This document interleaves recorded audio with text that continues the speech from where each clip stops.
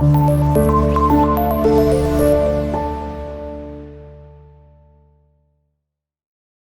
Student, तो next आपके पास है क्वेश्चन नंबर 4, जिसमें स्टेटमेंट है एन ऑब्जेक्ट जिसका वेट है 98 न्यूटन आपके पास गिवन है। ओके, और इस वेट को हमने मैस में कन्वर्ट किया है, क्योंकि आपको पता है कि W इज इक्वल टू किसके होता है, mg के। W is equal to mg, और अगर आपने m फाइंड आउट करना होगा तो किसके इक्वल हो जाएगा, m is equal to W over g।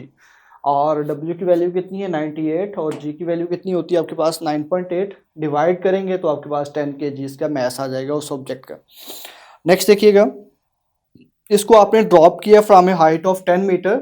यहाँ पे सपोज करें कि एक ऑब्जेक्ट है जिसका मैस कितना है 10 kg, और उसको आपने ड्रॉप किया है जिसकी हाइट कितनी है 10 मीटर, और कितनी वेलोसिटी के साथ है, hitting with the ground is with the velocity of 12 metre per second. मतलब आपके पास एक ऑब्जेक्ट है और उसका वेट हमें गिवन था, उस वेट से हमने मैस निकाला। क्यों निकाला, क्योंकि ये आगे यूज़ होना है आपके पास मैस। और उसकी हाइट कितनी है 10 मीटर, और कितनी वेलोसिटी के साथ डाउनवर्ड मूव किया उसने 12 मीटर पर सेकेंड। तो आपने फाइंड क्या करना है यहाँ पे, find what is the frictional force acting on it. तो ये जो ऑब्जेक्ट जिसको आपने वर्टिकली डाउनवर्ड मूव करवाया सर्टेन हाइट से, हाइट ऑफ 10 मीटर, तो आपके पास आपने फाइंड करना है कि उसके ऊपर कितनी फ्रिक्शनल फोर्स एक्ट कर रही है। तो ये आपके पास गिवन डेटा है। नेक्स्ट फाइंड क्या करेंगे आप, फ्रिक्शनल फोर्स को आपने फाइंड आउट करना है। अब स्टूडेंट, जब हमने टॉपिक डिस्कस किया था तो उसमें भी हमने इन चीज़ों को डिस्कस किया था कि जैसे ही कोई एक ऑब्जेक्ट है यहाँ से मूव कर रहा है एक हाइट से और डाउनवर्ड मूव करेगा, तो आपने कहा था कि एनर्जी इंटरकन्वर्टेबल होती है। ठीक है, जितना वो जब एक हाइट के ऊपर है तो यहाँ पे उसके पास क्या है, मैक्सिमम पोटेंशियल एनर्जी है। जैसे ही वो डाउनवर्ड मूव कर रहा है तो उसकी पोटेंशियल, उसके पास मोशन की वजह से क्या आएगी, काइनेटिक एनर्जी। तो ये जो पोटेंशियल एनर्जी है किस में कन्वर्ट हो रही है, काइनेटिक एनर्जी में। टोटल एनर्जी आपके पास कांस्टेंट रहनी है। तो यहाँ पे आप कह सकते हैं loss in potential energy is equal to gain in kinetic energy. Okay, तो जैसे ही उसके डाउनवर्ड मूव करता जाएगा तो वो स्पीड, उसकी वेलोसिटी बढ़ती जाएगी, और वेलोसिटी कितनी होगी है 12 metre per second just before hitting the ground. तो आप ये कह सकते हैं कि उसके पास क्या हो जाएगा, gain in kinetic energy. Kinetic energy में गेन आता जाएगा जितना लॉस होगा पोटेंशियल एनर्जी में। और दूसरा, वो वर्क करेगा अगेंस्ट द फ्रिक्शनल फोर्सेज। आप फ्रिक्शनल फोर्सेज क्या कर रही हैं, वो अपवर्ड एक्ट कर रही हैं। ठीक है, तो आपने फाइंड क्या करना है बेसिकली, कि उसने वर्क कितना, यहाँ पे फ्रिक्शनल फोर्स क्या है, वर्क डन, ये आप फाइंड करेंगे। आपने फ्रिक्शनल फोर्स को एफ को फाइंड आउट करना। ओके, तो ये आपने जो है ना वो स्टेटमेंट याद रखनी है, loss in potential is equal to gain in kinetic energy plus work done against frictional. अब इसकी वैल्यू पोटेंशियल एनर्जी किसकी इक्वल होती है, mgh के। काइनेटिक एनर्जी किसकी इक्वल होती है 1/2 mv²। और वर्क डन, w का फार्मूला क्या होता है, f इंटू डी, और f यहाँ पे, और जो डिस्टेंस है उसको आपने हाइट h से नोट किया हुआ है, तो f मल्टीप्लाई बाय h आपके पास क्या हो जाएगा, वर्क डन अगेंस्ट फ्रिक्शन। अब स्टूडेंट, आपने f की वैल्यू फाइंड आउट करनी है, इसमें से FH में से भी f की वैल्यू हमने फाइंड आउट करनी है। तो हम क्या करेंगे, पहले ये जो वैल्यू है इसको आप इस साइड पे शिफ्ट कर दें। जैसे आप शिफ्ट करेंगे तो mgh माइनस 1/2 mv² हो जाएगा।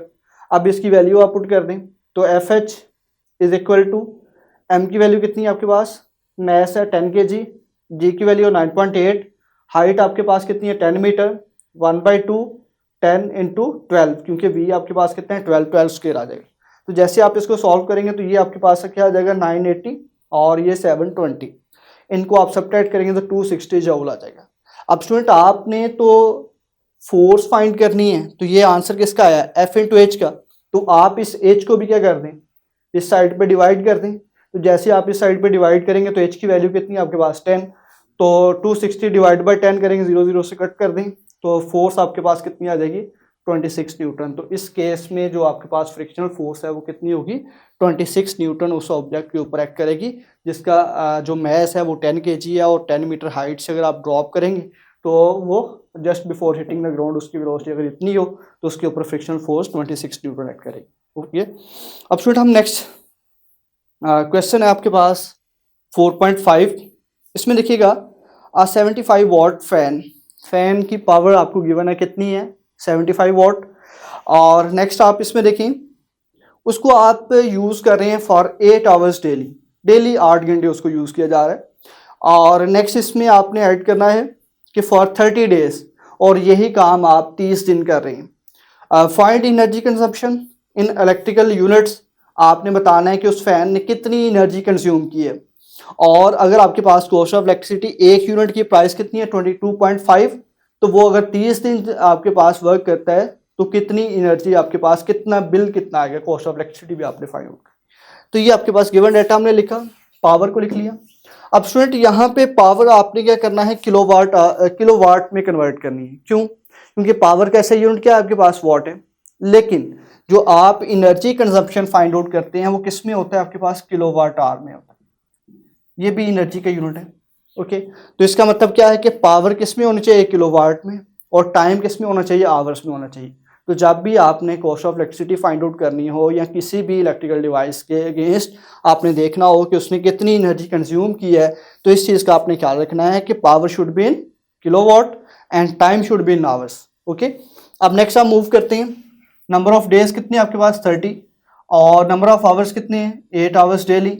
तो अगर टोटल नंबर ऑफ आवर्स आपने फाइंड आउट करने हैं, क्योंकि टाइम किस में होना चाहिए, आवर्स में, तो आप क्या करते हैं 30 मल्टीप्लाई बाय 8, तो आपके पास 240 आवर्स बन जाएंगे टोटल 30 दिन में। ये 240 घंटे जो है ना वो वर्क कर रहे हैं। अब नेक्स्ट आपने ये भी देखना है कि 1 यूनिट आपके पास किसके इक्वल होता है, मैंने अभी बताया किलोवाट आवर के इक्वल होता है, और इसकी कॉस्ट प्राइस कितनी है 22.5। एक यूनिट की प्राइस है 22.5, तो आपने कॉस्ट ऑफ इलेक्ट्रिसिटी भी फाइंड आउट करनी है, दूसरा एनर्जी कंजप्शन भी फाइंड आउट करनी है। तो ये दो चीजें आपके पास क्या है जो आपने फाइंड करनी है। अब नेक्स्ट कैलकुलेशन के लिए स्टूडेंट यहाँ पे भी पावर का फॉर्मूला यूज होगा। पावर क्या है, रेट ऑफ डूइंग वर्क, और वर्क बेसिकली क्या है, in the form of energy. तो आप क्या लिखेंगे, P is equal to E over T. तो अगर आपने E की वैल्यू फाइंड आउट करनी हो तो क्या कर दें, T को इधर मल्टीप्लाई कर दें, तो E is equal to P multiply by T. Okay, अब P की वैल्यू क्या है, हमने कहा था कि power should be in kilowatt, तो ये हमने किलोवाट में निकालने के लिए इसको 1000 से डिवाइड किया था, ये वैल्यू आप यहाँ पे पुट कर दें, और टोटल जो आपके पास टाइम था आवर्स में वो कितना है 240 से मल्टीप्लाई कर दें, तो ये आपके पास एनर्जी कितनी आ जाएगी 18 किलोवाट आवर आ जाएगी। यहाँ 1 kilowatt hour is equal to 1 unit होता है, तो इसको आप 18 यूनिट भी कह सकते हैं। मतलब आपके पास जो इलेक्ट्रिसिटी का मीटर है वो डिनोट करेगा कि आपने 18 यूनिट, आपके पास अगर एक फैन आप यूज कर रहे हैं तो वो 18 यूनिट कंज्यूम कर रहा है। ओके, अगर आपने इसकी कॉस्ट प्राइस निकालनी है कि टोटल कितना आपको बिल कितना आएगा इससे, तो आप देख सकते हैं कि यूनिट प्राइस को आप मल्टीप्लाई कर दें नंबर ऑफ यूनिट से। तो नंबर ऑफ यूनिट्स कितने हैं 18, और एक यूनिट की प्राइस कितनी है 22.5, तो आप मल्टीप्लाई कर दें 22.5 मल्टीप्लाई बाई 18, तो आपके पास 405 रुपीज़ इसका क्या आ जाएगा, बिल आ जाएगा टोटल। अगर आप एक फ़ैन जिसकी पावर 75 वॉट है 30 दिन आप उसको चला रहे हैं और एक दिन में 8 घंटे चला रहे हैं, तो उससे आपके पास टोटल जो बिल है वो कितना आ जाएगा 405 रुपीज़ आ जाएगा। ओके, अब स्टूडेंट आप मूव करते हैं नेक्स्ट न्यूमेरिकल की तरफ, जो आपके पास है 4.6। If an object of mass 2 kg is thrown up from a ground reach at a height of 5 metre. अब स्टूडेंट एक ऑब्जेक्ट है जिसका मैस है 2 kg, और इसको आपने अपवर्ड थ्रो किया है। ओके, और नेक्स्ट आप इसमें देखिएगा with the height of 5 metre, और इसको हाइट कितनी अचीव की है इसने 5 मीटर, और इसका मैस कितना है जी 2 kg है। और नेक्स्ट आप इसमें देख सकते हैं कि fall back to the earth, और दोबारा ये क्या आएगा अर्थ के ऊपर वापस आएगा।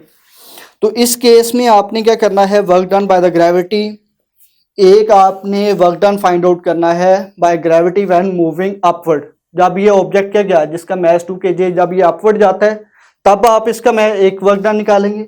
सेकंड आपने work done by gravity when moving downward, जब ये सर्टेन हाइट अचीव करके 5 मीटर दोबारा डाउनवर्ड मूव करता है तो फिर आपने सेकंड वर्क कैलकुलेट करना है, जिसको आपने W2 का नाम दे दिया, और फिर आपने टोटल वर्क कैलकुलेट करना है कि ऊपर अपवर्ड जाते हुए फिर डाउनवर्ड आते हुए इसने टोटल कितना वर्क डन कैलकुलेट किया, और ये जो टोटल वर्क डन है इसकी आपने फिजिकल सिग्निफिकेंस भी बतानी है। ओके, तो ये आपके पास है कि आपने फाइंड क्या करना है। नेक्स्ट स्टूडेंट आप यहाँ पे देखिएगा, इसको हमने तीन स्टेप्स में डिवाइड करेंगे, क्योंकि हमने 3 आपने कैलकुलेशंस करनी है, नंबर 1, नंबर 2 और नंबर 3, 3 चीजें आप कैलकुलेट करना चाह रहे हैं। तो पहले हम फर्स्ट की कैलकुलेशन के लिए देखिएगा। अब यहाँ पे मैंने वर्क डन का फॉर्मूला यूज किया W is equal to F D cos 180। अब स्टूडेंट यहाँ पे cos 180 कैसे आएगा इसको देखना आपने।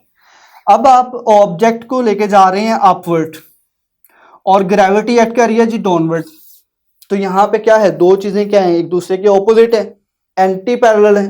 तो जब भी एंटी पैरेलल होंगे तो आपको पता है एंगल कितने का बनता है यहाँ पे 180 डिग्री का बनेगा। तो यहाँ पे आप लिखेंगे साथ इसकी रीजन भी, ग्रेविटेशनल फोर्स और डिस्प्लेसमेंट क्या है यहाँ पे ऑपोजिट डायरेक्शन में। जब ऑपोजिट डायरेक्शन में होंगे तो इनके बिटवीन एंगल कितना होता है 180। तो cos 180 कितना हो जाएगा -1। तो माइनस, अब F इज इक्वल टू किसकी होगा, F is equal to mg। ठीक है, मतलब फोर्स जो है आपके पास है ये वेट के इक्वल होगी और वेट किसके इक्वल होगा mg की। तो इसलिए F की जगह पे मैंने क्या पुट कर दिया, mg पुट कर दिया और d को मैंने h से रिप्लेस कर दिया और cos 180 की जगह क्या आ गया मेरे पास -1। अब स्टूडेंट इसकी वैल्यू पुट करते हैं, मैस 2 kg है, g की वैल्यू 9.8 है, हाइट इसकी कितनी है 5, तो ये -98 जूल इसका वर्क डन आ जाएगा, ये वर्क 1 आ गया। अब आपने सेकंड वर्क डन कैलकुलेट करना है कि जब ये डाउनवर्ड ऑब्जेक्ट मूव करेगा। अब ये ऑब्जेक्ट क्या कर रहा है, डाउनवर्ड मूव कर रहे हैं, ओके, और ग्रेविटी भी क्या है डाउनवर्ड एक्ट कर रही है। तो इसका मतलब यहाँ पे दोनों क्या हो जाएंगे पैरेलल। जब पैरेलल हो तो एंगल कितने का होता है 0 डिग्री का। तो इसका मतलब आप क्या पुट करेंगे एफ डी cos 0। अब cos 0 कितना होता है जी 1, और एफ इज इक्वल टू किसके आ जाएगा mg के, तो mgh आ जाएगा। ठीक है, इसकी वैल्यू पुट करेंगे तो +98 जूल आपके पास एनर्जी वर्क डन आ जाएगा। और इसकी भी आप लिख देंगे कि फोर्स ऑफ ग्रेविटी जो है या ग्रेविटेशनल फोर्स जो है और डिस्प्लेसमेंट क्या है पैरेलल है। जब पैरेलल होंगे तो एंगल कितना होता है 0 डिग्री होता है। ठीक है, ये भी साइड पे आपने ऐड किया। अब student total work done calculate करेंगे तो क्या कर देना, वर्क 1 प्लस वर्क 2 दोनों को ऐड कर दें। जब ऐड करेंगे तो क्या आ जाएगा -98 + 98 कितना आ जाएगा 0। अब टोटल वर्क डन 0 जूल क्यों है, इसकी आपने फिजिकल सिग्निफिकेंस बतानी है। तो आप लास्ट पे एडिंग देंगे फिजिकल सिग्निफिकेंस का, आप बताएंगे यहाँ पे ग्रेविटेशनल फील्ड जो होता है बेसिकली जो वर्क डन बाय ग्रेविटी है। जब हमने डिस्कस किया था कंजर्वेटिव और नॉन कंजर्वेटिव फील्ड को, तो हमने कहा था जो ग्रेविटेशनल फील्ड है ये कंजर्वेटिव फील्ड होता है और कंजर्वेटिव फील्ड में वर्क डन आपके पास क्या होता है 0 होता है। तो आप यहाँ पे कहेंगे gravity is conservative, net work done work in a closed path is 0। तो जब भी क्लोज्ड पाथ होगा तो उसकी हमने ये भी स्टेटमेंट बनाई थी, क्लोज्ड पाथ में जो आपके पास वर्क डन है वो कितना होता है 0 होता है। ओके।